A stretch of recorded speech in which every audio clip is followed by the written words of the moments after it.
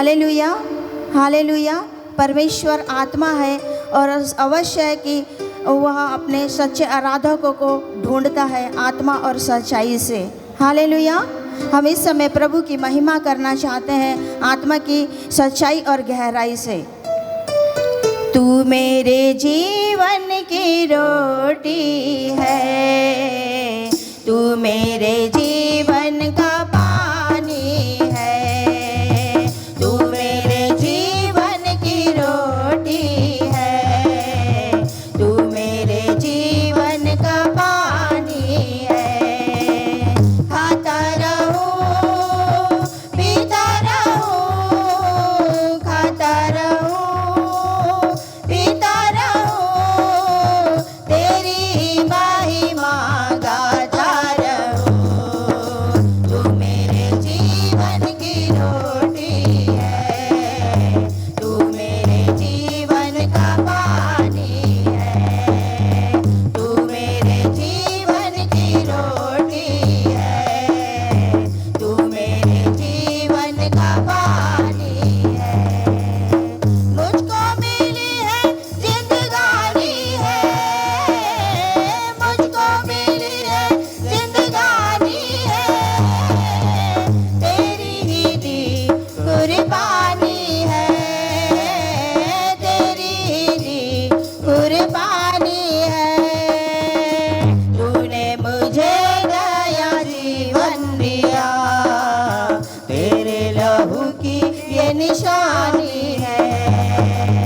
तूने मुझे नया जीवन दिया, तेरे लहू की ये निशानी है। तू मेरे जीवन की रोटी है, तू मेरे जीवन का पानी है, तू मेरे जीवन की रोटी है, तू मेरे जीवन का पानी है। मेरे सर पे हाथ तेरा, मेरे सर पे हाथ तेरा, देता है हर पल साथ मेरा, देता है हर पल साथ मेरा। जाता रहूं मैं तेरी बंदगी में, तू है यहोवा बाप मेरा। जाता रहूं मैं तेरी बंदगी में, तू है यहोवा बाप मेरा। तू मेरे जीवन की रोटी है, तू मेरे जीवन का पानी है, तू मेरे जीवन की रोटी है, तू मेरे जीवन का पानी है। खाता रहूं, पीता रहूं, खाता रहूं, पीता रहूं, तेरी ही महिमा गाता रहूं। तू मेरे जीवन की रोटी है, तू मेरे जीवन का पानी है, तू मेरे जीवन की रोटी है, तू मेरे जीवन का पानी है। वादा किया है उसने सब के साथ, वादा किया है तूने सब के साथ। दर्दों में थामेगा यीशु मेरा हाथ, दर्दों में थामेगा यीशु मेरा हाथ। रखेगा वो मुझको दिल से लगा के, अपना बना लेगा मुझको मेरा बाप। रखेगा वो मुझको दिल से लगा के, अपना बना लेगा मुझको मेरा बाप। तू मेरे जीवन की रोटी है, तू मेरे जीवन का पानी है, तू मेरे जीवन की रोटी है, तू मेरे जीवन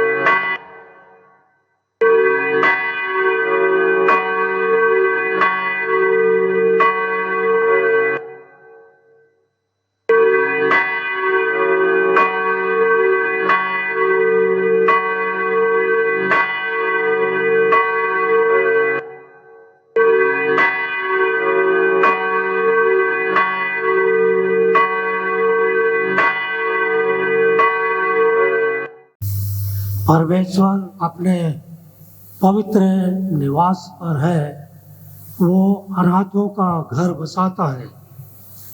इस्राएल का परमेश्वर ही अपनी प्रजा को सामर्थ और शक्ति देता है। हे परमेश्वर, हमारी सहायता करने को फुर्ती कर।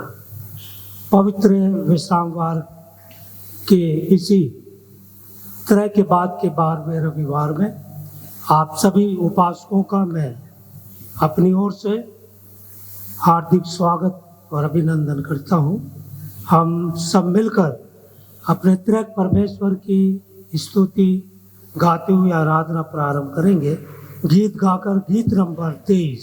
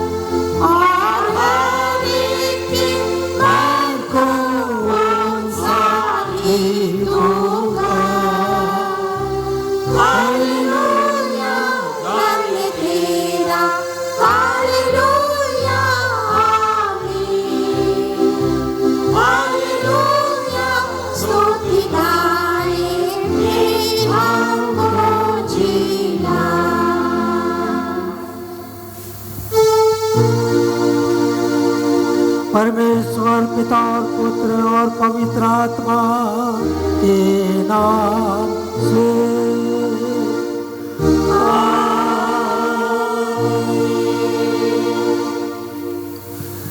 प्रभु में प्रिय, आप हम सच्चे मन से अपने पिता परमेश्वर के निकट आकर अपने पापों को स्वीकार करें और उससे ये प्रार्थना करें कि वो प्रभु यीशु के नाम से हमारे पापों को क्षमा करे।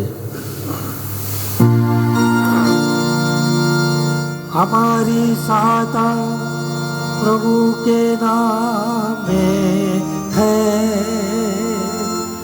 जो सर्वपृथ्वी का करता है। मैंने कहा कि मैं अपने प्रभु के सामने अपने पापों को स्वीकार करूंगा। तूने मेरे पापों का दोष क्षमा किया। सर्वशक्तिमान परमेश्वर, हमारे कर्ता और त्राता। हम अधम पापी तेरे सामने मान लेते हैं कि हम स्वभाव ही से पापमय और अशुद्ध हैं, और भी हमने मनसा, वाचा और कर्मणा से तेरे विरुद्ध पाप किया है। इसलिए हम तेरे अनुग्रह को खोजने और प्राप्त करने के लिए प्रभु यीशु मसीह के द्वारा तेरी अपार दया की शरण लेते हैं।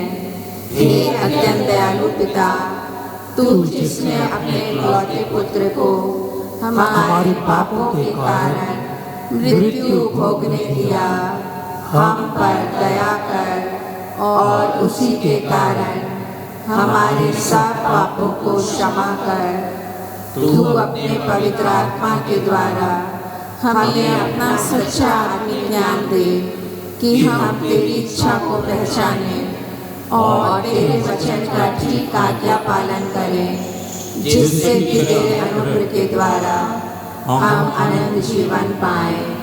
हमारे प्रभु यीशु मसीह के द्वारा, आमीन।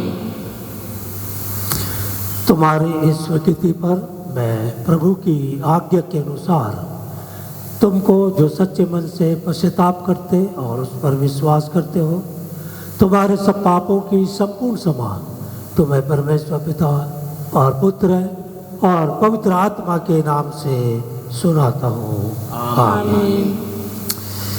त्रय के बाद का 12वां रविवार का इंट्राइट का पाठ हमें मिलता है पेज नंबर 83 पर। त्रय के बाद के 12वां रविवार पृष्ठ संख्या 83 पर इंट्राइट मिलता। हम सब इसे खड़े होकर सुनेंगे।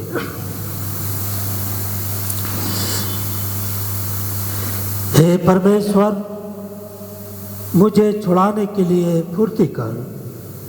हे प्रभु, मेरी सहायता करने के लिए फुर्ती कर। मेरे प्राण की रक्षा कर और मुझे छुड़ा। मेरी आशा ना टूटे, क्योंकि मैं तेरा शरणागत हूँ।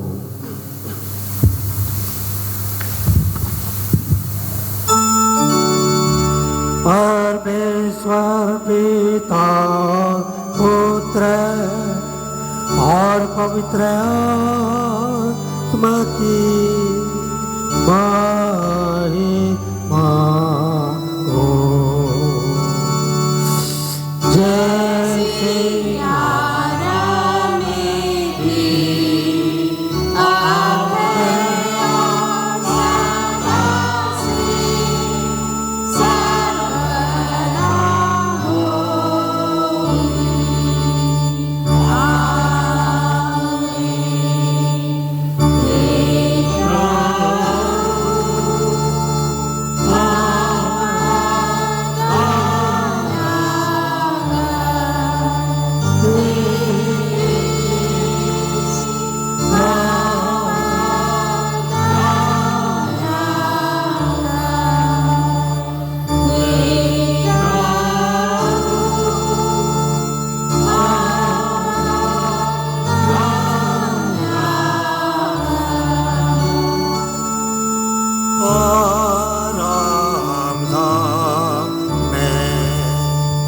परमेश्वर की महिमा और पृथ्वी पर जिनसे वो प्रसन्न है, उन मनुष्यों में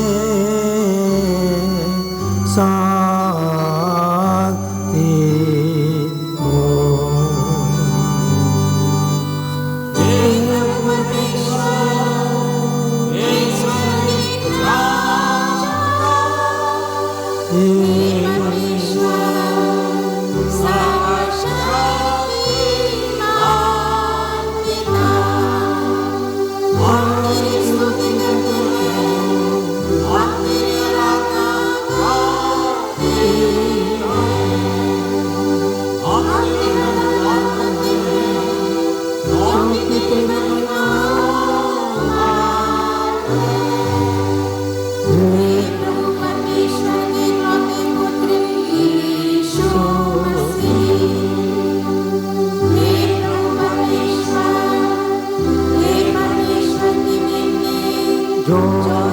प्रतिमा उठाई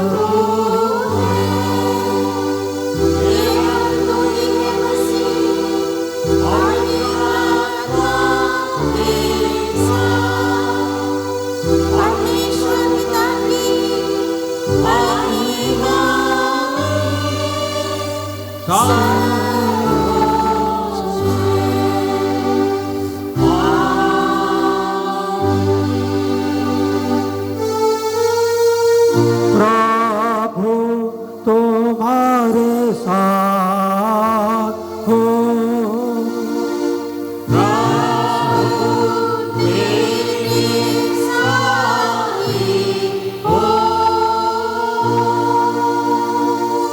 हम प्रार्थना करें।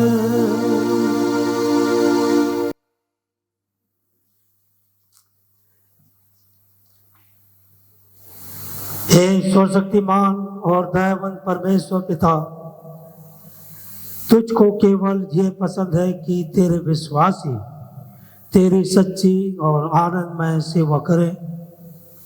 इसलिए हम प्रार्थना करते हैं, हम सबको ये वरदान दे कि हम इसी जीवन में ऐसी विश्वस्तता से तेरी सेवा करें कि हम सब अंत में तेरे स्वर्गिक प्रतिज्ञाओं को प्राप्त करने में चूक ना जाएं।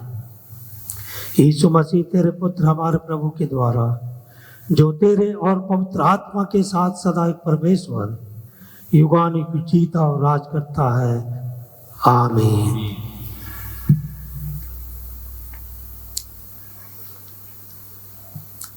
हम ठहराए हुए धर्मशास्त्र से पाठों को सुनेंगे।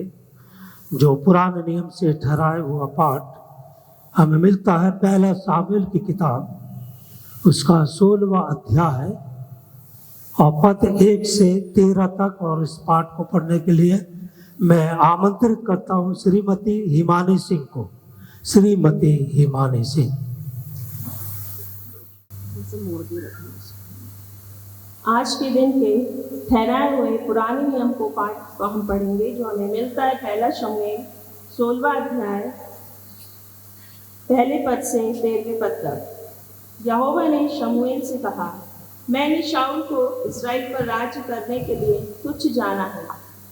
तू कब तक उसके विषय विलाप करता रहेगा? अपने सींग में तेल भर कर चल।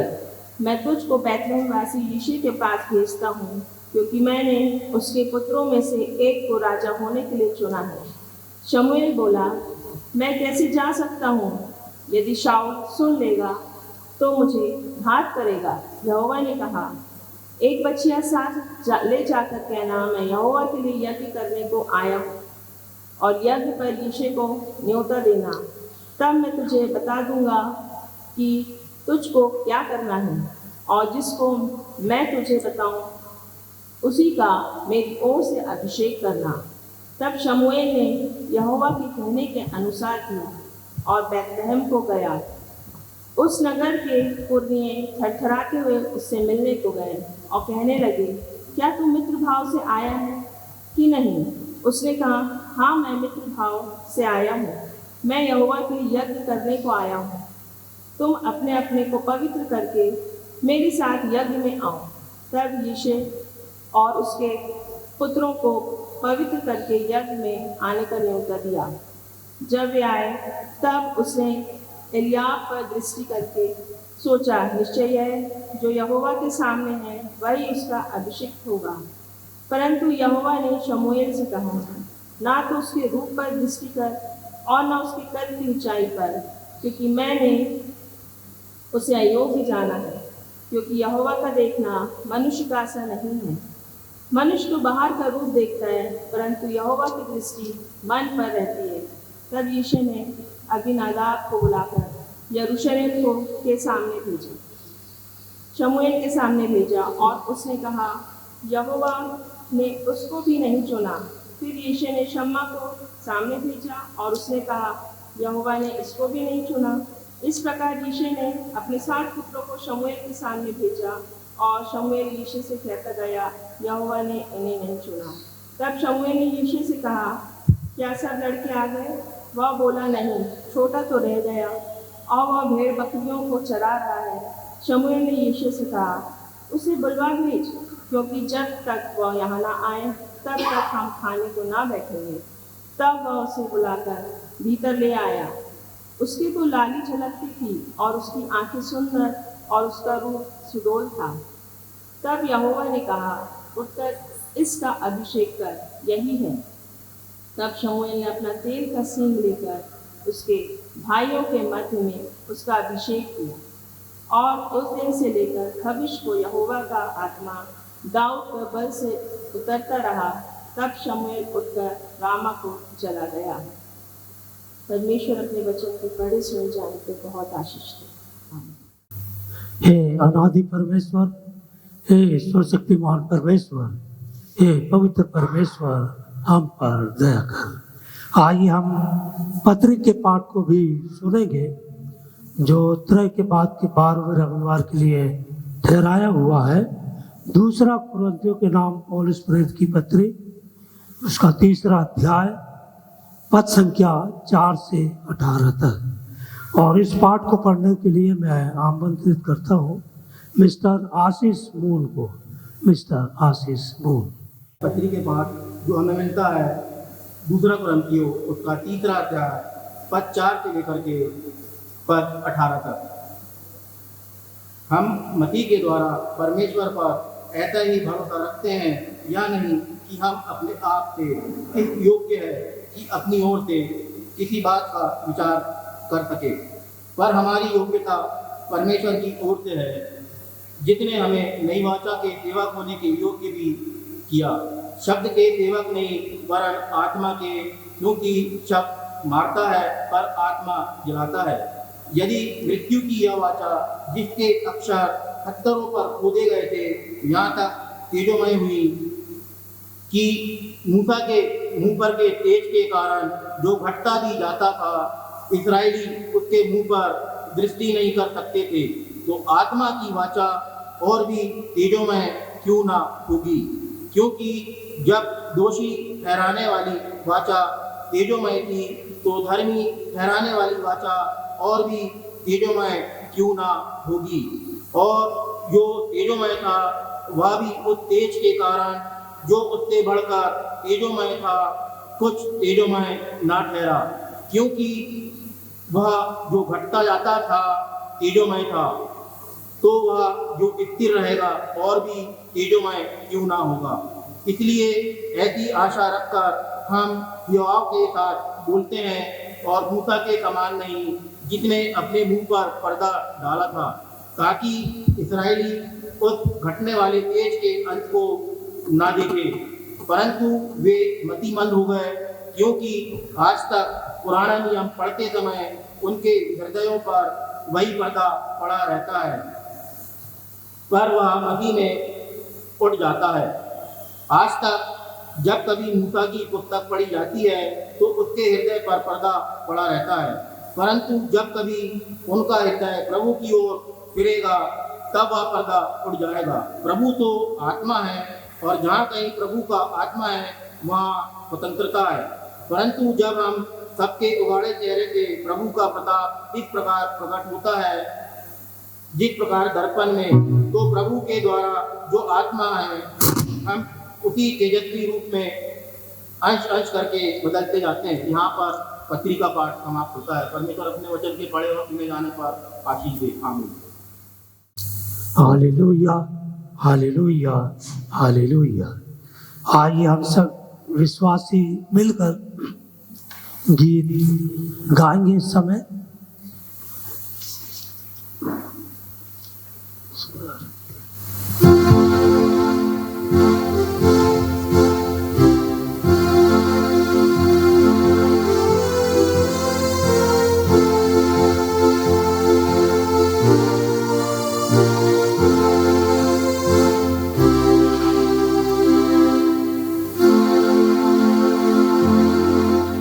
प्रभु का वचन ले, चलते जब उसके साथ, जीवन प्रेमों में होता है, यीशु रहता है पास, जब मन के विश्वास, उसकी इच्छा अनुसार चलते हैं।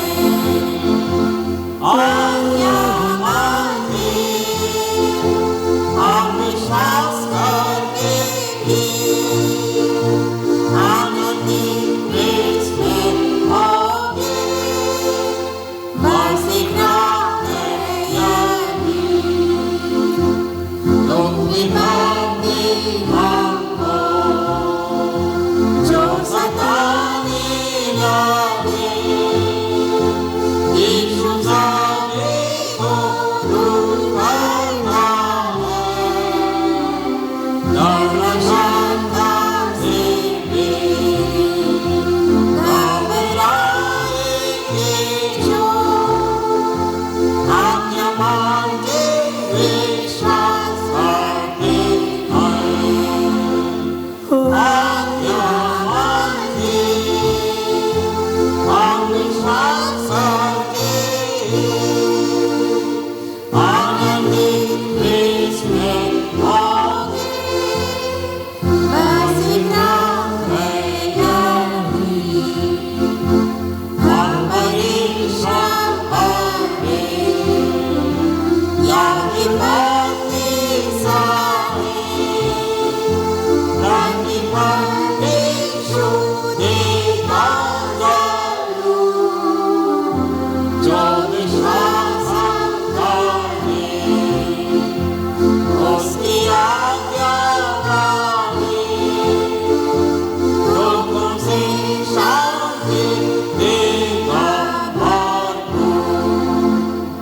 आज्ञा माने, आप विश्वास करके आनंदित प्रेस में होंगे। बस इतना है यही, उसे आके खाए, ना घबराना आता, उसे प्रेम का मूल्य जानेंगे, क्योंकि उनको भी वो हर संतोष देगा जो, आज्ञा मान के विश्वासी रहते। आज्ञा माने, हम विश्वास करते हैं, आनंदित प्रेस में होंगे। बस इतना है यही, उसकी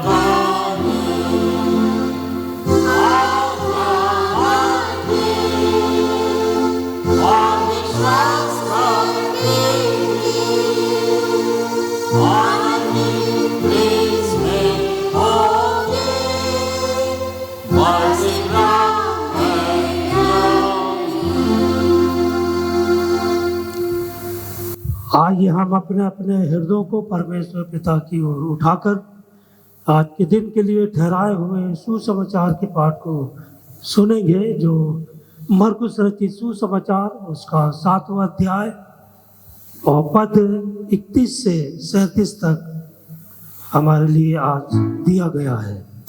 मरकुस 7 पद 31 से 37। बहरे और हकले व्यक्ति को चंगा करने का यहाँ पर वर्णन है।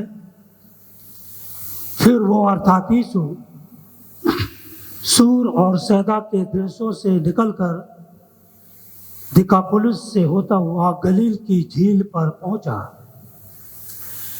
तो लोगों ने एक बहरे को, जो हकला भी था,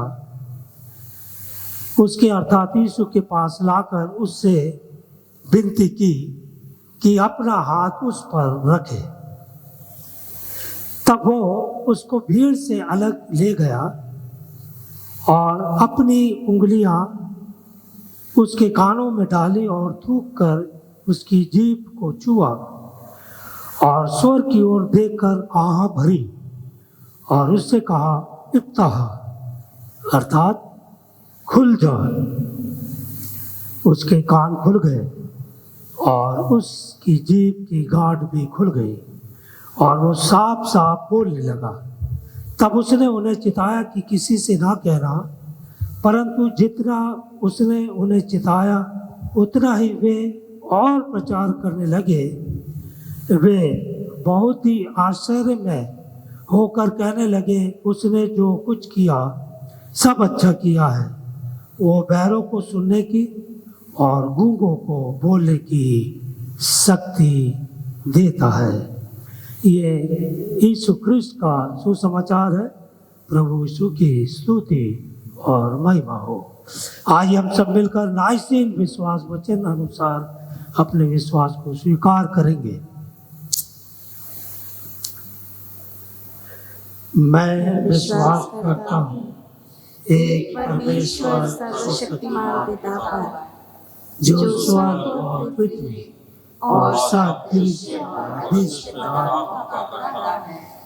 मैं विश्वास करता हूँ एक यीशु मसीह पर, जो परमेश्वर का इकलौता पुत्र है, सर्वभूमि से पहले, वह पिता से उत्पन्न हुआ, परमेश्वर से परमेश्वर, ज्योति से ज्योति, सत्य परमेश्वर से सत्य परमेश्वर, सृजा हुआ नहीं, पिता के साथ एक तत्व, जिसके द्वारा सब कुछ उत्पन्न हुआ।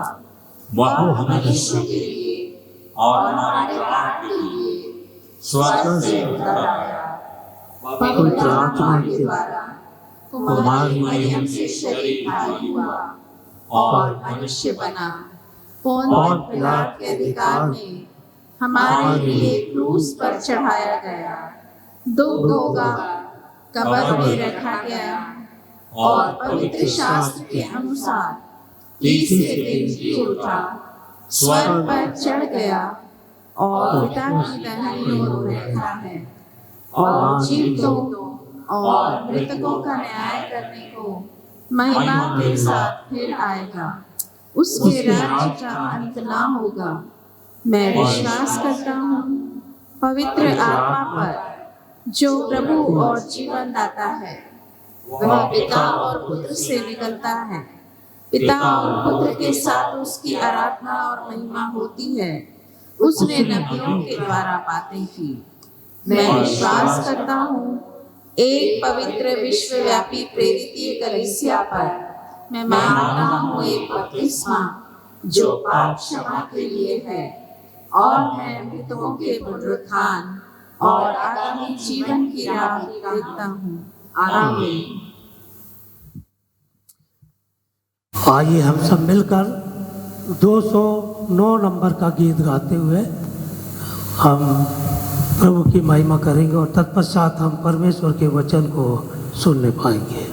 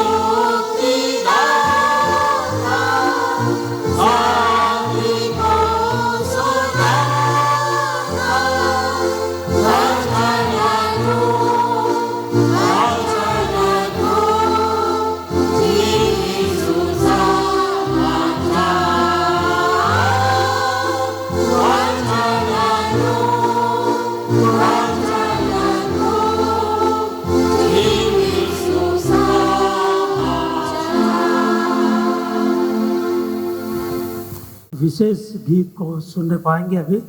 श्रीमती रत्ना लाल एक विशेष गीत प्रभु की महिमा में अभी गाना चाह रही है, सो उनके लिए अवसर है अभी।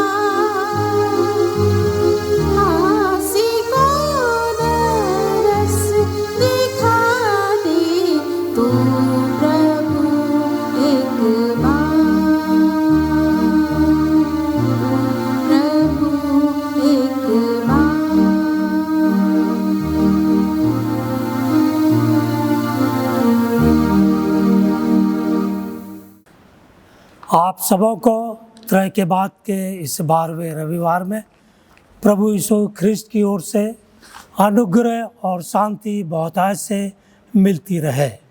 आइए हम छोटी सी प्रार्थना करेंगे।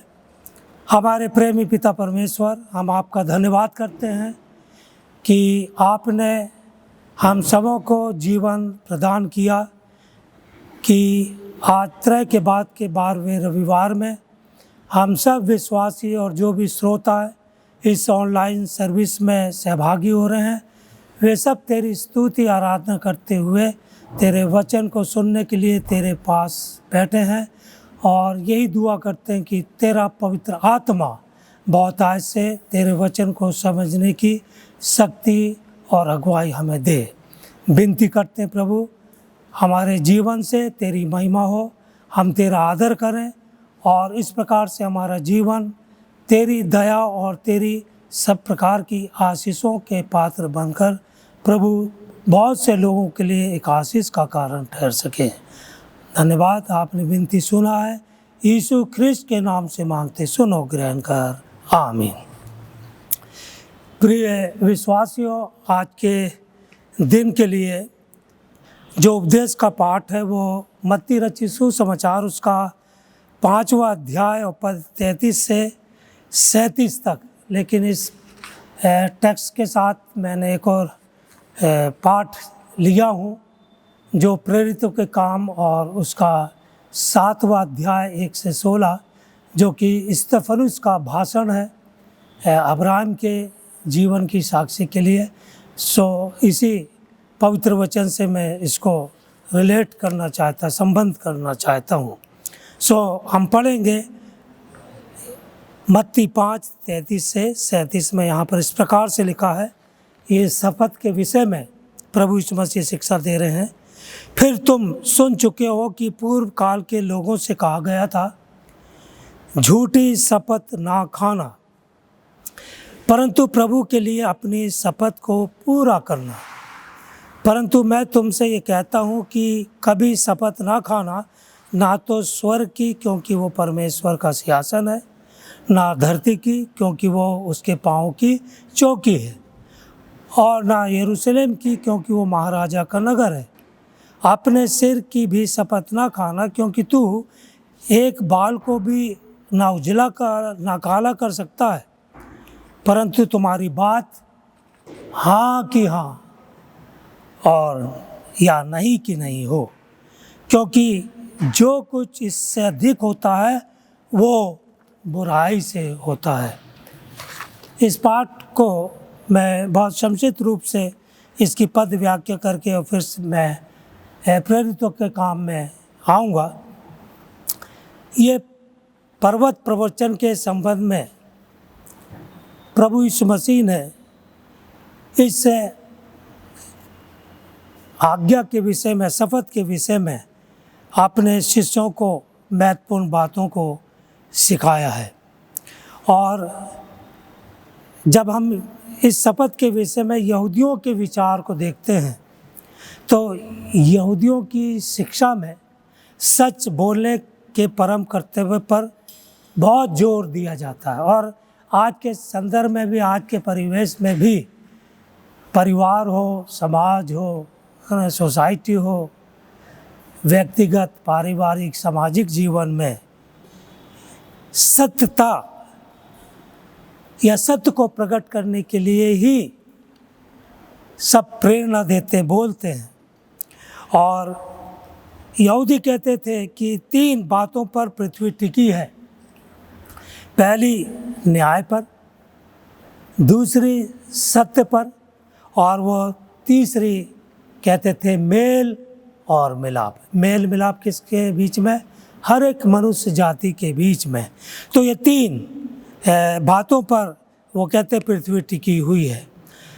और वो ये भी मानते थे कि परमेश्वर की उपस्थिति में 4 आदमी या 4 प्रकार के लोग कभी भी प्रवेश नहीं कर सकते।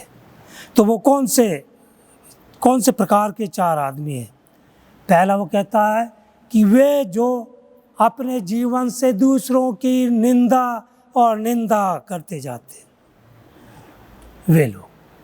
दूसरा, कपटी लोग, जिनके हृदय में दूसरों के प्रति कपट बना रहता है, छल बना रहता है। तीसरा, वो व्यक्ति जो हमेशा झूठ बोलता है, झूठ का सहारा लेता है। और चौथा, वो व्यक्ति जो किसी न किसी प्रकार से बदनामी को फैलाता रहता है। और वो ये भी कहते हैं कि जो वचन देकर बदल जाता है वो एक प्रकार से आइडोलेट्री व्यक्ति है, बुरा है। और इसलिए यहूदियों के ग्रुप में जो सम्मयी संप्रदाय था वो सत्य पर इतना जोर देते थे कि वे शिष्ट बातों के कहने को भी मना करते थे यदि उनमें सच्चाई ना हो। उदाहरण के लिए, यदि कोई दुल्हन बहुत कुरूप है तो उसको लोग सुंदर नहीं कह सकते थे। वो जो जैसी भी कुरूप है तो वो कुरूप है, सुंदर है तो वो सुंदर है। मतलब कि ये उनका मानना था कि लोगों को ये नहीं कहना चाहिए कि तुम उस कुरूप स्त्री से या दुल्हन से कि तुम कितनी सुंदर है।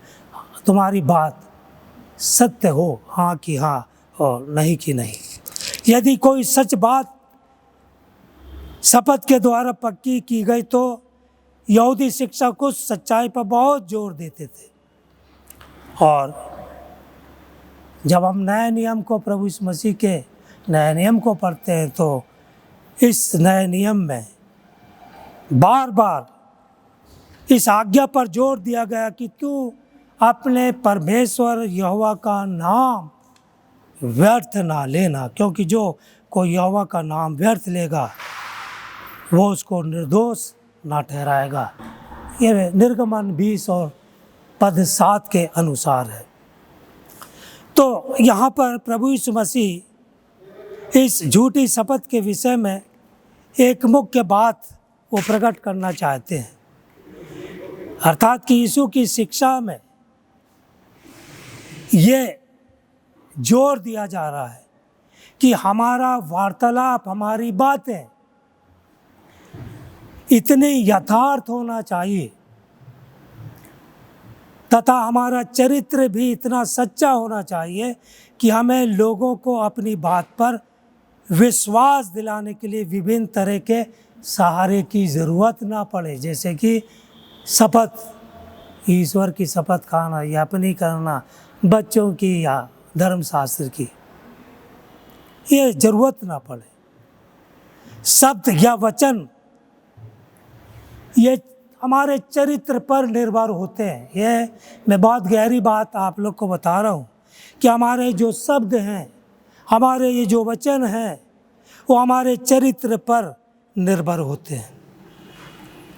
और किसी बुरे चरित्र के अभाव की पूर्ति करने के लिए शपथ का उपयोग पूरक के रूप में नहीं किया जा सकता।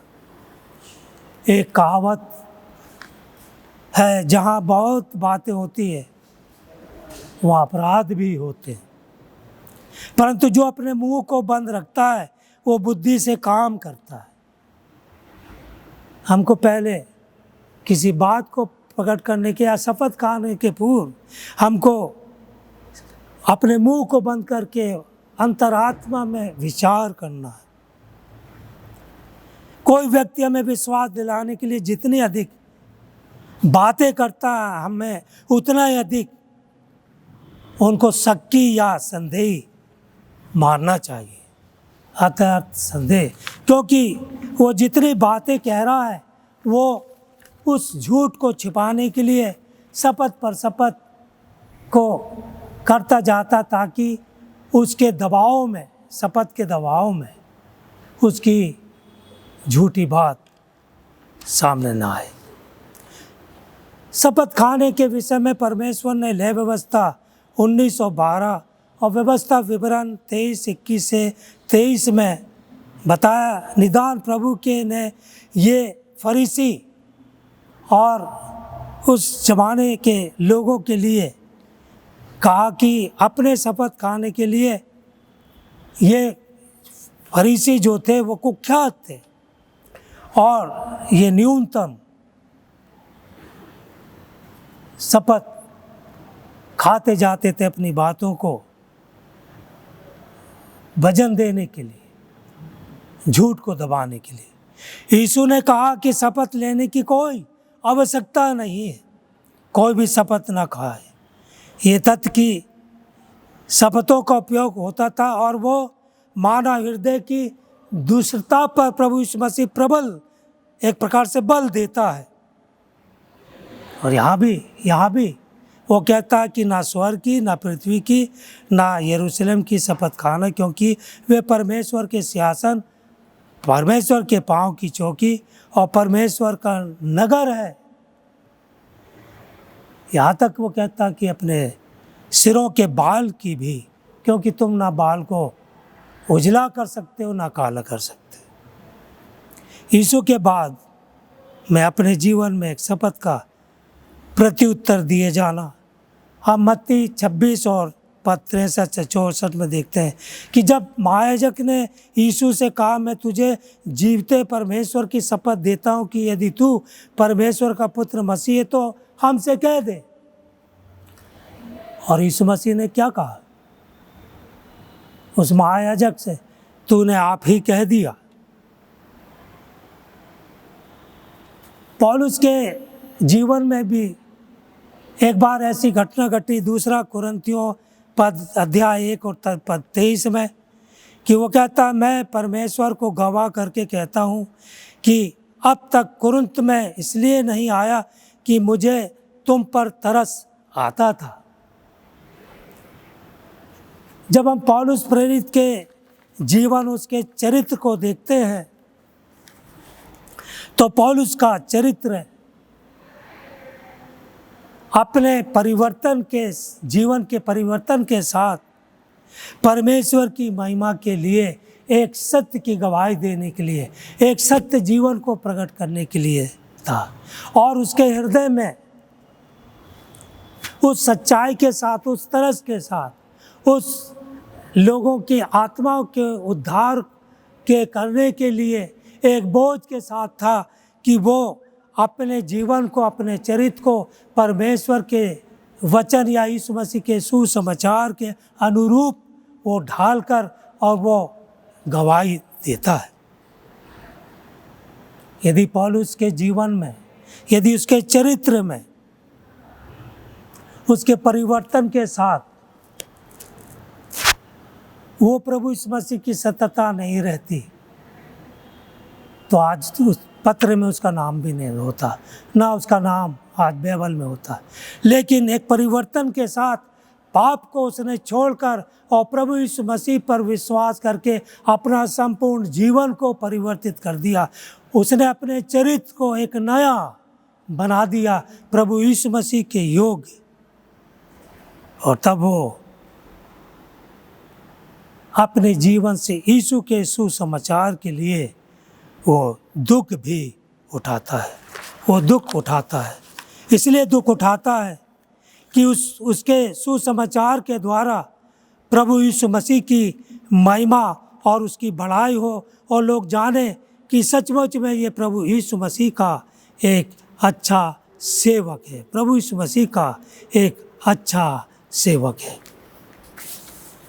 जब हम पौलुस के चरित्र के विषय में देखते हैं तो हम उसके पत्र जो कि उसने फिलेमोन के नाम पत्र लिखा, उसमें हम उसके जीवन और चरित्र को इस पत्र में देखते हैं कि कैसा उसका चरित्र है, प्रभु के वचन के अनुरूप ढल गया था। वो सुसमाचार के लिए दुख उठाता है, वो प्रभु यीशु मसीह का एक सच्चा दास बनकर उसकी सेवा करता, आत्माओं को बचाता है। इब्रानी 3 और 5 के अनुसार उसकी महानता ये थी कि वो बड़े बड़े विरोधियों के सामने भी प्रभु यीशु मसीह की गवाही को देना बंद नहीं करता, चाहे उसको यात्रा सहना पड़े। रोमियो 12:10 में हम देखते हैं उसकी मानता। वो मित्रों से गहरा प्रेम करता था। उसने इस फिलेमोन के पत्र में उनेसिमुस के लिए फिलेमोन से निवेदन किया कि फिलेमोन उनेसिमुस को फिर से वो अपना ले। उनेसिमुस की ये गलती थी कि वो फिलेमोन के घर में रह कर काम करता था, सब चीज़ उसको मिलती थी, लेकिन एक लोभ का, लालच का, एक चोरी का विचार उसके दिल में आया और उसने उसके कुछ धन को लेकर चोरी करके वो भाग गया है। और जब वो पौलुस सुनता है, क्योंकि पौलुस कैद में है, तो वो फिलेमोन से विनती करता है कि तू मेरे आत्मिक पुत्र जो अभी अभी उत्पन्न हुआ है उनेसिमुस, उसको तू फिर से अपना ले, फिर से अपना ले। एक बोझ है पौलुस के हृदय में उनेसिमुस के लिए कि वो, और पौलुस के इस पत्र, पौलुस के हृदय इस बड़े तरस के लिए, जो वो पद 12 में कहता, जो मेरे हृदय का टुकड़ा मैंने तेरे पास लौटा दिया है, उसे मैं अपने ही पास रखना चाहता कि वो तेरी ओर से इस कैद में जो सुसमाचार के कारण मेरी सेवा करे, पर मैंने तेरी इच्छा बिना कुछ भी करना न चाहा कि तेरी ये कृपा दबाव से नहीं पर आनंद से हो। वो फिर से ये जिम्मेदारी इसको उनेसिमुस की सौंपता है। मित्रों से गहरा प्रेम, धन्यवादी मन, प्रार्थना का जीवन और एक आशावान जीवन, ये पौलुस का था जो वो अपने सेवकाई में प्रकट करता है। प्रभु यीशु मसीह इन शास्त्रियों फरीसियों के इस झूठी शिक्षा और झूठे चरित्र के विषय में उलाहना देकर कह रहा है कि जो शपथ पर विश्वास करते हैं और शपथ खाकर वो ऐसी झूठी बातों को दबाते हैं, उनको शपथ कभी भी नहीं खाना चाहिए। और इसलिए दूसरा पत्रस और दूसरे अध्याय के पद 12 तक एक झूठे शिक्षक का चरित्र, उनसे बचाव और उनका अंत के विषय में पत्रस यहाँ पर शिक्षा दे रहा है कि ऐसे लोग जो कि शपथ का सहारा लेते हैं, वे इतने चालाक होते हैं कि वे छिप छिप कर शपथ का सहारा लेकर अपने पाप को वो दबाते हैं, दूसरों के पाप को दबाते हैं, अपने लोभ और लालच और अपने लाभ के लिए। ऐसे लोग प्रभु परमेश्वर का इनकार भी करते हैं, वो अपने जीवन में परमेश्वर का श्राप भी लाते हैं, साथ में वे दूसरों के लिए वादा के कारण बनते हैं। वे लोभी होते हैं, अहंकारी होते हैं, वो अशुद्ध, ढीठ, हठीले और अपनी प्रतिष्ठा को चाहने वाले होते हैं, और इस प्रकार से उनका जीवन प्रभु को कतई भी ग्रहण योग्य नहीं होता है। परमेश्वर चाहता है कि हमारा विश्वास, हमारा भरोसा, हमारी वाचा, हमारी आज्ञाकारिता अब्राहम के समान इस संसार में रहते हुए परमेश्वर के साथ हो, ताकि जब मैं और आप विपरीत परिस्थितियों में आज्ञाकारी विश्वास की यात्रा में हम परमेश्वर के साथ चलते हैं, तो परमेश्वर पर भरोसा रखकर हम सब विपरीत परिस्थितियों में भी परमेश्वर का अनुग्रह की आशीष और सुरक्षा को प्राप्त करते हैं। प्रेरितों काम के 7वें अध्याय के पद 2 से 16 में स्तफनुस महायाजक के प्रश्न के प्रत्युत्तर में ये भाषण दे रहा है, हे भाइयों और पितरों सुनो, हमारा पिता अब्राहम हारान में बसने से पहले जब मेसोपोटामिया में था तो तेजोमय परमेश्वर ने उसे दर्शन दिया और उससे कहा, तू अपने देश और अपने कुटुंब से निकलकर उस देश में जा जिसे मैं तुझे दिखाऊंगा। परमेश्वर अब्राहम से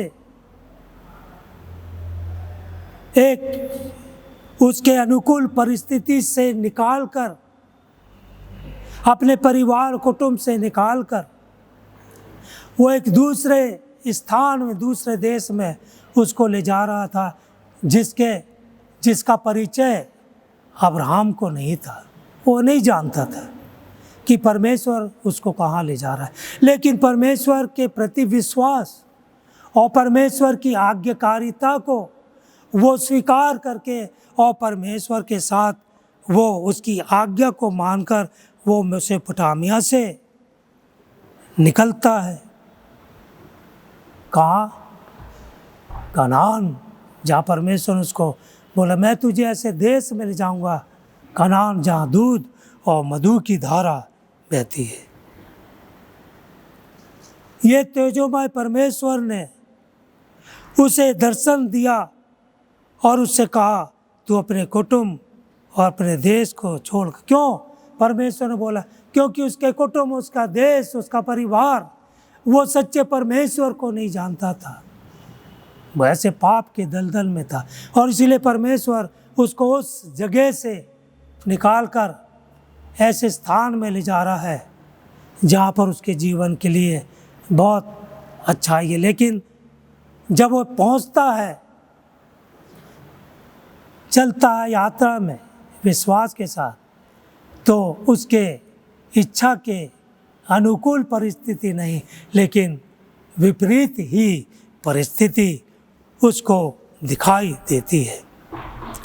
ये प्रतिकूल या उल्टी परिस्थिति जब हम परमेश्वर के लोग जब ऐसे वातावरण में रहते हैं जो हमारे जीवन के विपरीत परिस्थिति के रूप में दिखाई देती है, तो प्यारे मित्रों, हमारे जीवन में एक प्रश्न हमेशा होता या आता है कि क्या परमेश्वर के लोग भी विपरीत परिस्थिति से होकर चलते हैं?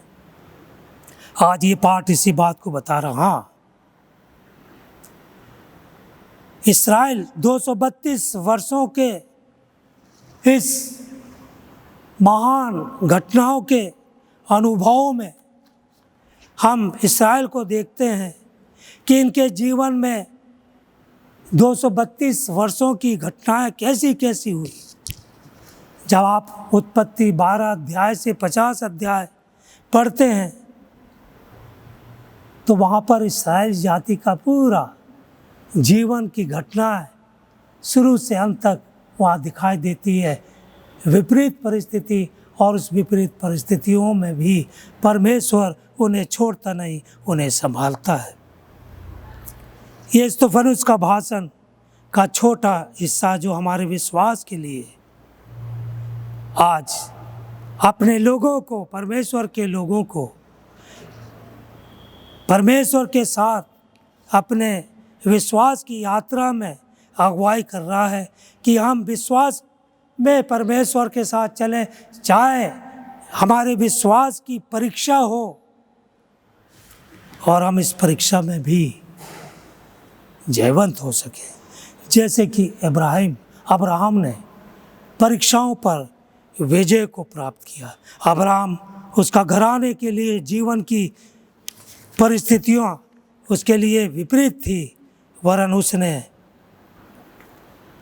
उस विपरीत परिस्थितियों में भी परमेश्वर का साथ नहीं छोड़ा। पद 2 और 3 में देखते हैं कि उसने अपने घर कुटुंब को, उस देश को छोड़कर और वो परमेश्वर के बताए हुए स्थान की ओर चला जा रहा है। अब्राहम के विश्वास की परीक्षा ये थी कि उसने अपने देश, अपने परिचितों से अलग अपरिचित स्थान में जाने के लिए तैयार हो गया और वो निकल गया और विश्वास रखा परमेश्वर पर, क्योंकि वो परमेश्वर पर पूर्ण विश्वास करता था।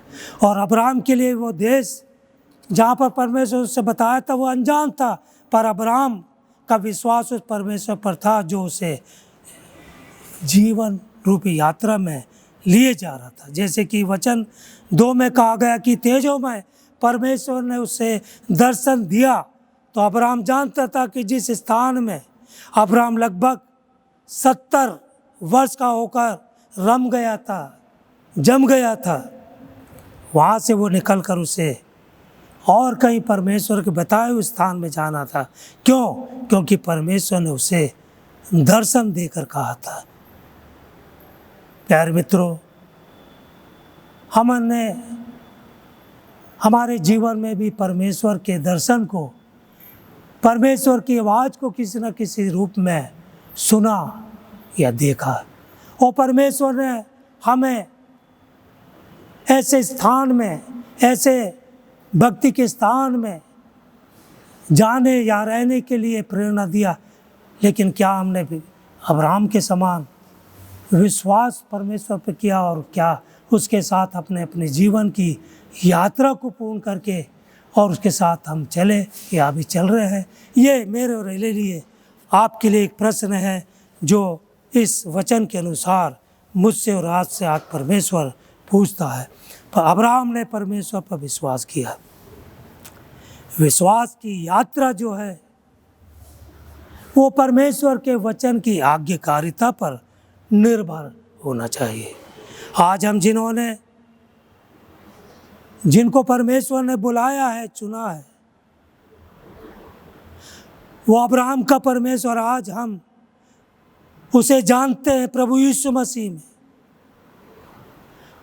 उसने आपको और मुझको यीशु मसीह में कहाँ पर बुलाया? ऊपर बुलाया है। प्रभु यीशु मसीह ने यूहन्ना रचित सुसमाचार के 14वें अध्याय में कहा, मैंने तुम्हारे लिए जगह तैयार किया और मैं आकर तुम्हें ले जाऊंगा कि जहाँ मैं हूँ वहाँ तुम भी रहो। और ये भी इस संसार में रहते हुए उसकी प्रतिज्ञा है, मत डरो, जगत के अंत तक मैं सदैव तुम्हारे साथ हूँ। तो भविष्य तो क्या, वर्तमान भी मेरे और आपके लिए अपरिचित है यदि हम परमेश्वर पर भरोसा और विश्वास करके अपने जीवन की यात्रा विश्वास के साथ उसके साथ शुरू नहीं करते। हमारा विश्वास प्रभु पर स्थिर होना चाहिए। हमारे लिए परमेश्वर चाहता कि हम उस प्रभु की संगति में, विश्वास में बने रहें। 4 और पद 5 में, तब वो कसदियों के देश से निकलकर हारात में जा बसा। उसके पिता की मृत्यु के बाद परमेश्वर ने उसको वहाँ से इस देश लाकर बसाया जिसमें अब तुम बसते हो, और उसको कुछ मिरास वरन पैर रखने की भी उसमें जगह ना दी, परंतु प्रतिज्ञा की कि मैं ये देश तेरे और तेरे वंश के हाथ कर दूंगा। यहाँ स्तिफनुस अब्राहम के विषय में कह रहा है कि अब्राहम को परमेश्वर ने उस मेसोपोटामिया से निकाल कर उस हारान कनान की ओर ले जा रहा है, उसके बाप की मृत्यु के बाद भी। परंतु जिस देश में उसको ले आया,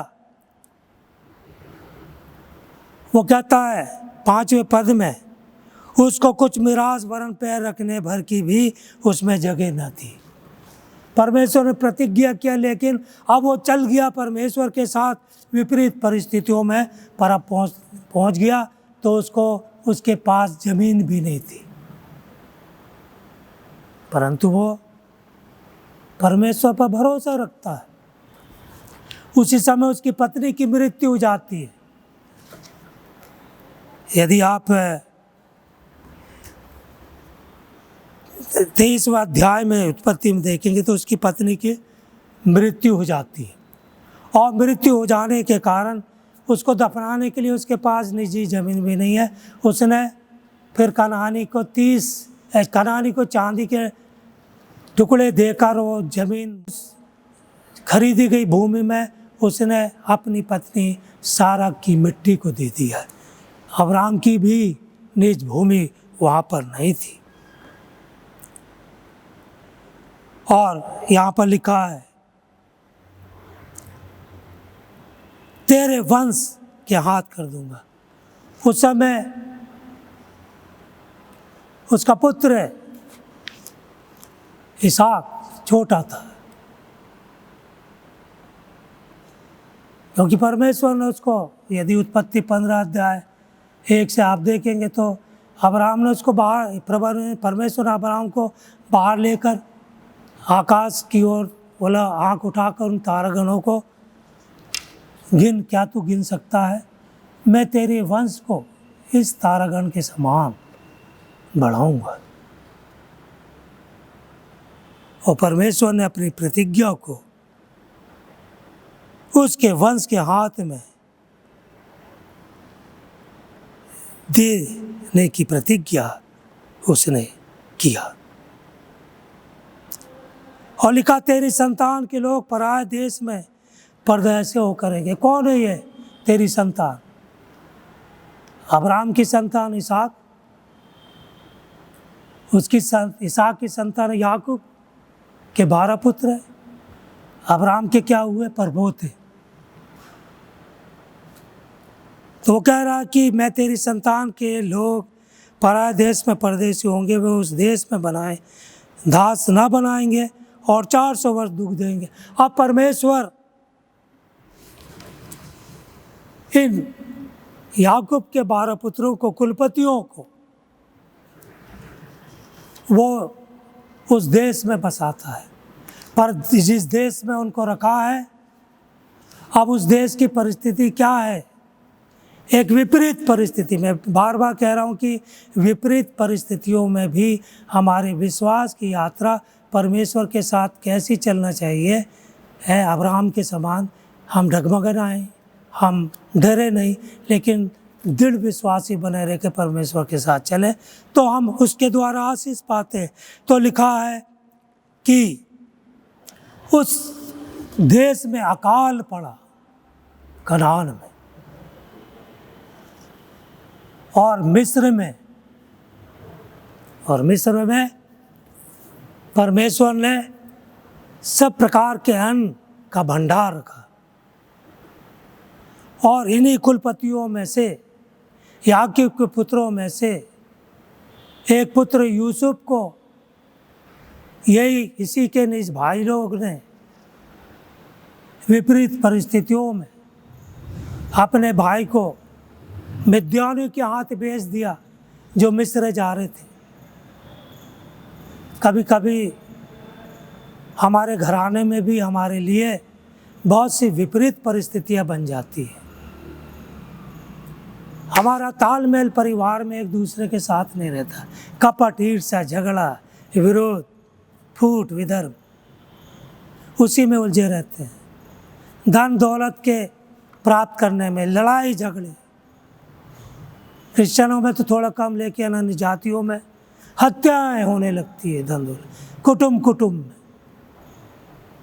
यहाँ पर याकूब के 12 पुत्रों में भी ऐसा हुआ।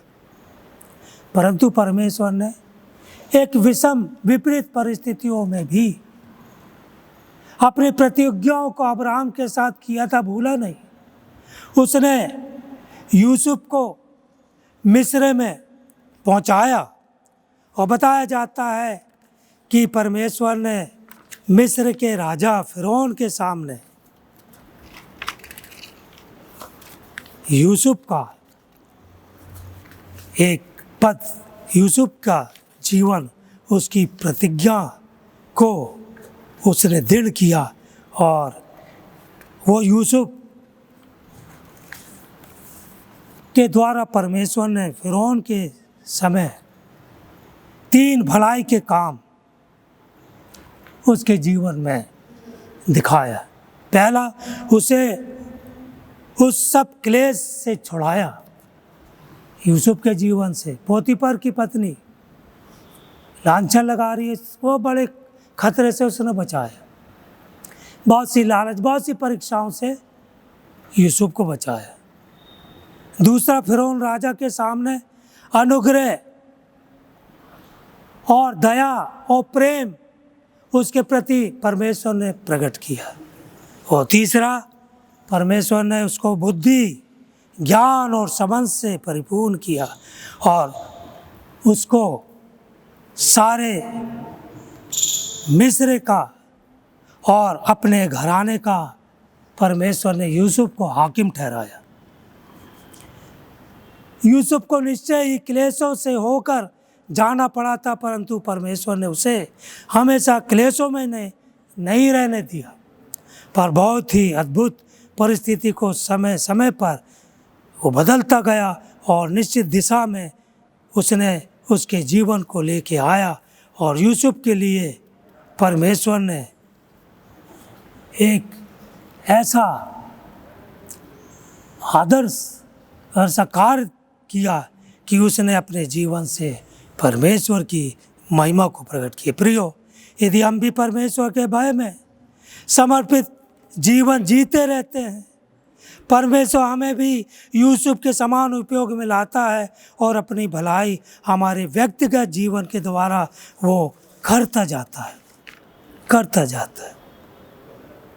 और लिखा है उत्पत्ति में कि परमेश्वर ने ऐसे कठिन समय में यूसुफ के द्वारा इस्राएल को, उसके भाइयों को भरपेट अन्न देता गया। सारी पृथ्वी के लोगों को परमेश्वर की आत्मा में होकर उसने उन अकाल के दिनों में भरण पोषण किया। ये विश्वास की यात्रा, ये समर्पण का जीवन, ये परमेश्वर के प्रति आज्ञाकारिता को अपनाने वाला कार्य हमें सचमुच में ऊंचाइयों में, सम्मान में, आशीषों में वो खड़ा करता है। और परमेश्वर चाहता है कि उनकी इस प्रतिज्ञा के अनुसार, उसकी इस वाचा के अनुसार हमारा जीवन उसकी संतान के रूप में बना रहे। पद 6 में हम देखते हैं, और परमेश्वर ने कहा, तेरी संतान के लोग पराए देश में परदेसी होंगे और वे उन्हें दास बनाएंगे और 400 वर्ष तक दुख देंगे। ये परमेश्वर किन से कह रहा है? वो इस्राएली से, याकूब के पुत्रों से कह रहा है कि वो पराए देश में परदेसी होकर रहेंगे, अर्थात मिस्र में। और आपको मालूम है, इस्राएल का इतिहास बतलाता है कि परमेश्वर की बलवा करने में, परमेश्वर से बलवा करने में, उसके ऊपर कुड़कुड़ाने में, परमेश्वर के विहीन चलने में उनके जीवन में क्या क्या दंड आया। वे मिस्र की गुलामी में चले गए, मिस्र की गुलामी में चले गए। और लिखा है 400 वर्ष तक वो दुख देंगे। पर तो भी परमेश्वर का हृदय उसके चुने हुए लोगों के लिए, उसके घराने और उसके बुलाए हुए लोगों के लिए। पद 7 में कहता, फिर परमेश्वर ने कहा, जिस जाति के वे दास होंगे उसको मैं दंड दूंगा, इसके बाद वे निकलकर इसी जगह में मेरी सेवा करेंगे। परमेश्वर ने अद्भुत रीति से उनको उस गुलामी से छुटकारा दिया, उस गुलामी से छुटकारा दिया। ये कुलपति को परमेश्वर ने छुटकारा दिया और परमेश्वर की दृष्टि उन पर, उनके क्लेश पर लगी रही और उनकी ऊपर परमेश्वर की अनुग्रह की दृष्टि बनी रही। और बताया जाता है कि परमेश्वर ने इस्राएल पर बहुतायत की आशीषों को प्रदान किया। प्यारे मित्रों, आपके और मेरे जीवन में भी भले ही विविध परिस्थितियों में क्लेश, दुख और कठिनाई उत्पन्न होती है, परंतु यदि मेरा और आपका विश्वास अपने त्याग परमेश्वर पर होता है तो वो विपरीत परिस्थितियों को बदलकर मेरे और आपके अनुकूल परिस्थिति बना देता है और आपके और मेरे जीवन को एक निश्चित दिशा में वो ले चलता है जहाँ पर मैं और आप सुख और शांति और आनंद का अनुभव करते हैं। यदि हमारा भी जीवन परमेश्वर की संगति में बना रहे, वो मात्र हमारे लाभ के लिए नहीं परंतु परमेश्वर अपनी संपूर्ण योजना को पूरा करने के लिए वो आपका मेरा इस्तेमाल इस संसार में यूसुफ के समान करना चाहता है। हमें क्या प्रतिज्ञा और उसकी आशीष नहीं चाहिए? परमेश्वर अपने तरीके से हमको संभालता, हमारी आवश्यकता पूरी करता, हमारी विपरीत परिस्थितियों में वो अपने अद्भुत काम को प्रकट करता है और हम पर परमेश्वर की योजना वो सदा पूरी करता है। प्रियो, अब्राहम और उसके घराने के विपरीत परिस्थिति के द्वारा वो हमको बताना चाहता है कि हम अपने जीवन में दुखों से ना डगमगाएं, ना घबराएं, लेकिन प्रभु पर विश्वास करें। इब्रानियों उसका 11वां अध्याय और पद 13 से 16 में यहाँ पर हम देखते हैं कि परमेश्वर ने इसी अब्राहम के विषय में बहुत अच्छी बातों को प्रकट किया। इब्रानियों 11 पद 13 से 16 में वो कहता है, ये सब विश्वासी की दशा में मरे और उन्होंने प्रतिज्ञा की हुई वस्तु नहीं पाई, पर उन्हें दूर से देखकर आनंदित हुए और मान लिया कि हम पृथ्वी पर परदेसी और बाहरी हैं। जो ऐसी बातें कहते हुए प्रकट करते हैं कि स्वदेश की खोज में और जिस देश से वे निकल कर आए थे यदि उसकी सुधि करते तो उन्हें लौट जाने का अवसर था, पर वे एक उत्तम अर्थात स्वर्ग देश के अभिलाषी हैं। इसलिए परमेश्वर उनका परमेश्वर कहलाने में उनसे नहीं लजाता, क्योंकि उसने उनके लिए एक नगर तैयार किया है। ये अब्राहम का विश्वास परमेश्वर पर था और वो कि न केवल सांसारिक वस्तुओं पर मन लगाता है, क्योंकि जब वो विपरीत परिस्थितियों में परमेश्वर के वचन की आज्ञाकारिता में अपनी यात्रा को प्रारंभ करता है तो कनान जाते समय उसके पास कुछ भी नहीं था, पर उसने अपना मन इन सांसारिक वस्तुओं को प्राप्त करने के लिए नहीं लगाया। उसका दृष्टिकोण उस स्वर्गीय वस्तुओं की खोज में था, उस उत्तम अर्थात स्वर्ग देश की अभिलाषी था जिसमें वो अपने विश्वास से पहुंचने वाला, अपनी कौम को पहुंचाने वाला था। प्रियो, इन विश्वासी लोगों की विजय यही थी कि इन लोगों ने पृथ्वी की प्रतिज्ञा की हुई वस्तु को नहीं, पर उन्होंने परमेश्वर पर विश्वास रखा। वो कुड़कुड़ाने के बजाय वो परमेश्वर के वचन पर विश्वास करके चले और उन्होंने जीवन को पाया है। क्या आपका और मेरा भी इस संसार में अब्राहम के समान ऐसा विश्वास नहीं होना चाहिए? वो चाहता है कि मेरे और आपके विश्वास भी अब्राहम के समान बना रहे, ताकि मैं और आप प्रतिज्ञा के वचन को अपने जीवन में लेकर प्रभु की आशीष बढ़े, ताकि हमारे जीवन से प्रभु की बड़ाई और महिमा हो। परमेश्वर इस वचन पर आशीष दे। आइए हम प्रार्थना करें।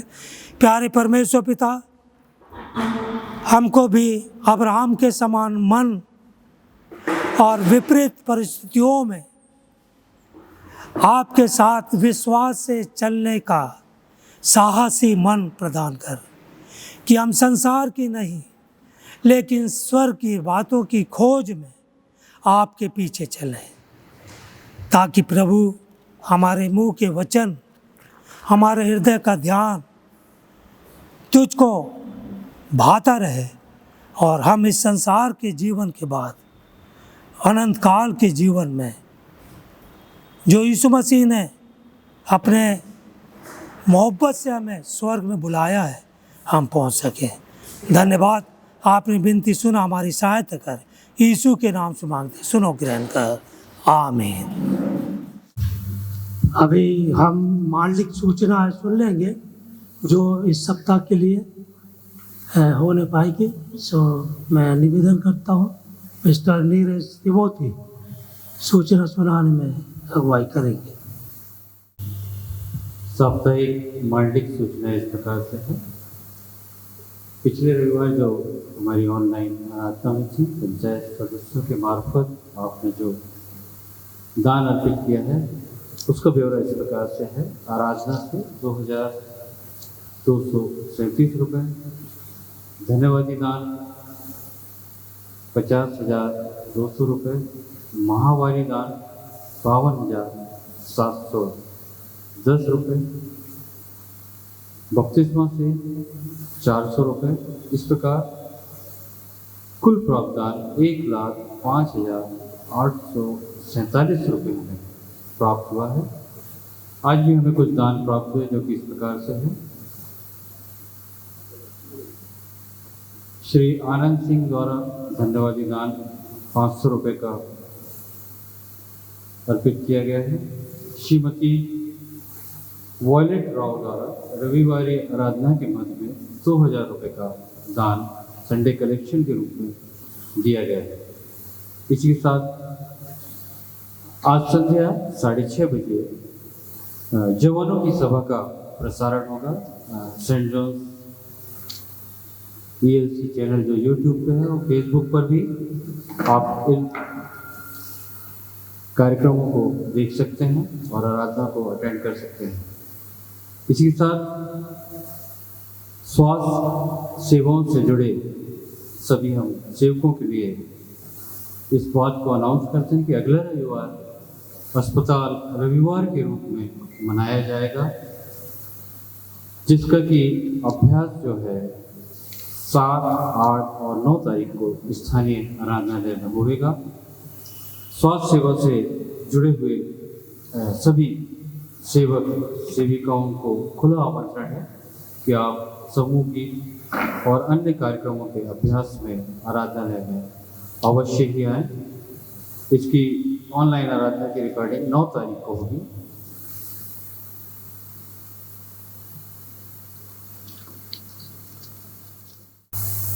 आइए हम सब मिलकर ऑपरेटर गाएंगे, हे परमेश्वर मुझ में शुद्ध मन से रच।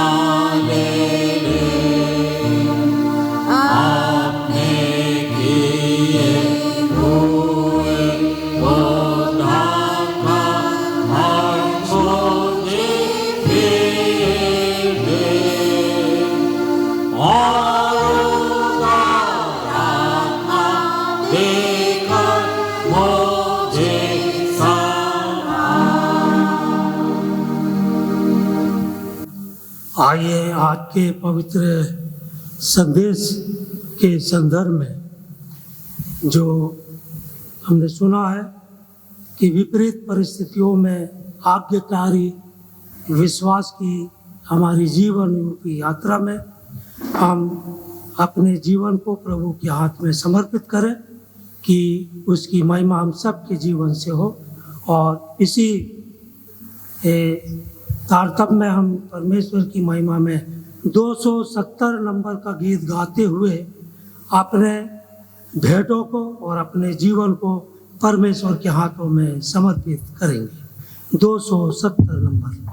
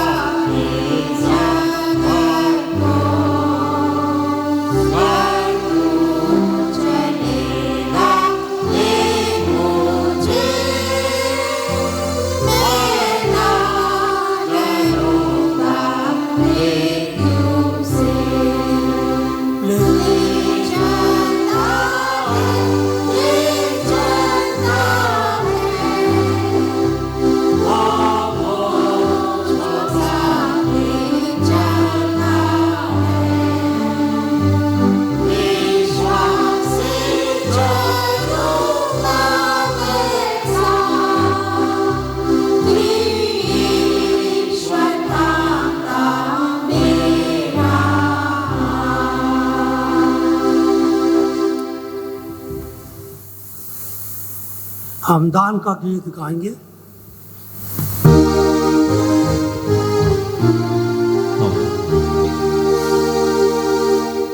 जो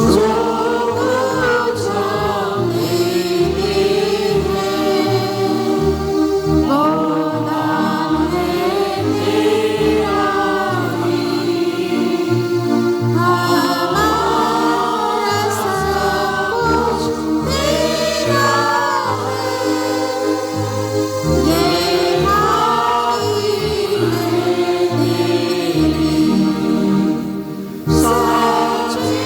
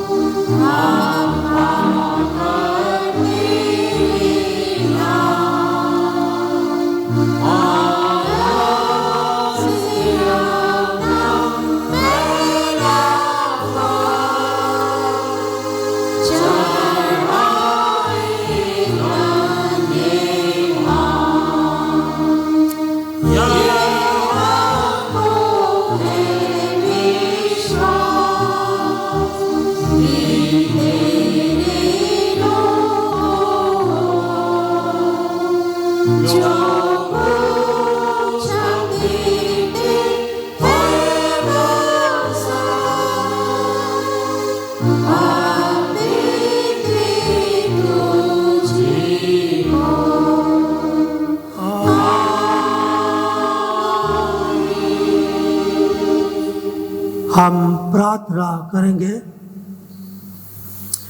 हे सर्वशक्तिमान परमेश्वर पिता, हम तेरा धन्यवाद करते हैं कि तूने सब प्रकार की आत्मिक, संसारिक, अगणित आत्मिक आशीषों को हम सबों के जीवन में प्रदान किया है, जिसका उपभोग करते हुए हम तेरे प्रति तेरे उपकारों को सराहते हैं और ये दुआ करते हैं प्रभु कि जब तक इस पृथ्वी पर हम हैं, हम तेरे वचन की आशीष और आज्ञाकारिता में नित्य बढ़ते चले जाएं। जो शिक्षाएं तेरे पवित्र वचन से हम प्राप्त करते हैं, वो हम सबों के जीवन में विश्वास में सदा कायम रहे। ये दुआ करते पिता परमेश्वर कि तेरे वचन की सच्चाई को जब संसार के कोनों कोनों तक प्रचार किया जा रहा है और शैतान उसकी बुरी युक्तियों उसका विरोध करती है, तो हम प्रार्थना करते हैं ऐसे लोगों के लिए कि तेरा पवित्र आत्मा जो इतना सामर्थ्य है, जिसने पौलुस प्रेरित जैसे कठोर मनुष्य के हृदय को परिवर्तित कर दिया, प्रभु सुसमाचार को सुनकर लोग सच्चाई को जानकर तुझे अपना उद्धार करता ग्रहण करने पाए। हमारी प्रार्थना और विनती है, हर एक के क्लेश संकट में तो उन लोगों का रक्षक, महासहायक, मददगार बन। जो बीमार है चंगाई दे, जो चिंतित हैं उनकी चिंताओं को दूर कर, जो अपने कार्यों में अब सफल हो गए हैं उनके कार्यों को सफल बना। हमारे जवान बच्चे तेरी शिक्षाओं में और उनके जीवन में तेरी सब प्रकार की आशीषें मिल सके।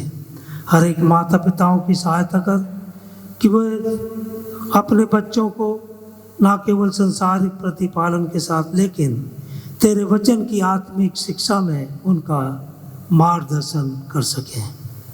हम दुआ करते हैं पिता परमेश्वर, हमारी मंडली के एक एक घरानों को तू अपने अनुग्रह के हाथ में संभालना, आशीष देना और उन्हें देना कि ये मंडली तेरी महिमा के लिए इस नगर में एक गवाह का पात्र बने।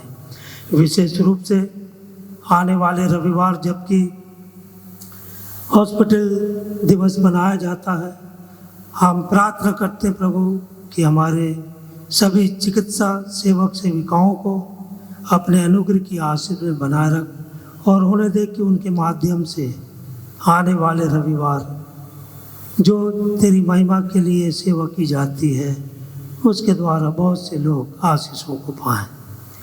हम प्रार्थना करते पिता परमेश्वर, तो हमारे देश, हमारे प्रांत, हमारे नगर और सब मनुष्य जातियों पर दया कर।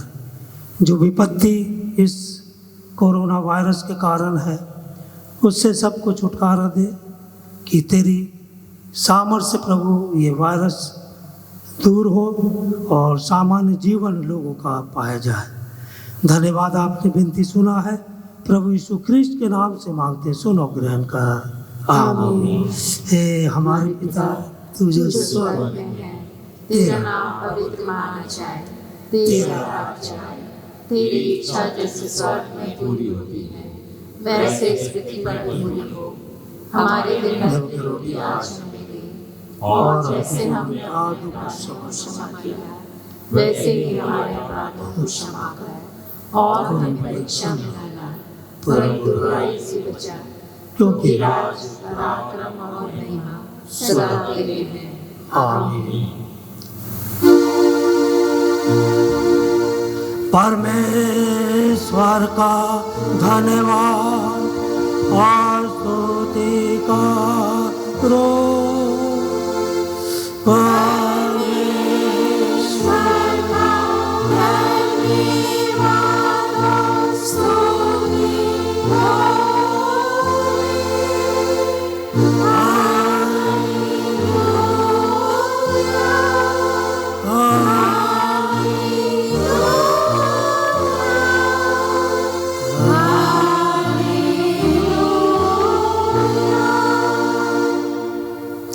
अपने अपने हृदय परमेश्वर के सामने झुकाकर आशीष ग्रहण करो। प्रभु तुम्हें आशीष दे और तुम्हारी रक्षा करे। प्रभु अपने मुख का प्रकाश तुम पर चमकाए, तुम पर अनुग्रह करे। प्रभु अपना मुख तुम्हारी ओर फेरे और तुम सबों को शांति दे। परमेश्वर पिता और पुत्र पवित्र आत्मा के नाम से।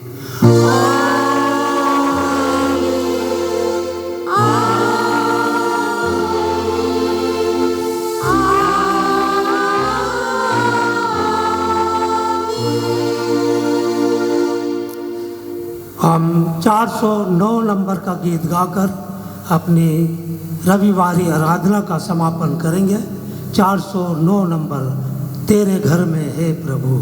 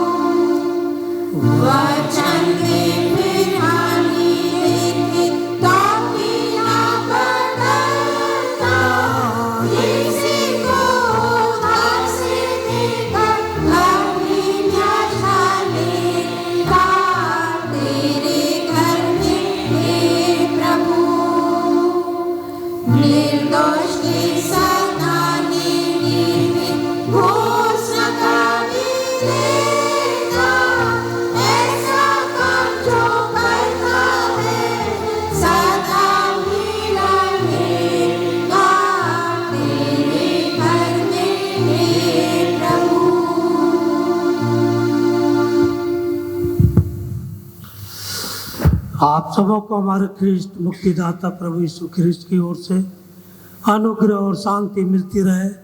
उसी की आत्मा से परिपूर्ण होकर उसकी सेवा और उसकी गवाही देने के लिए आप सब जाएं। आप सबों को यीशु सहाय। यीशु सहाय।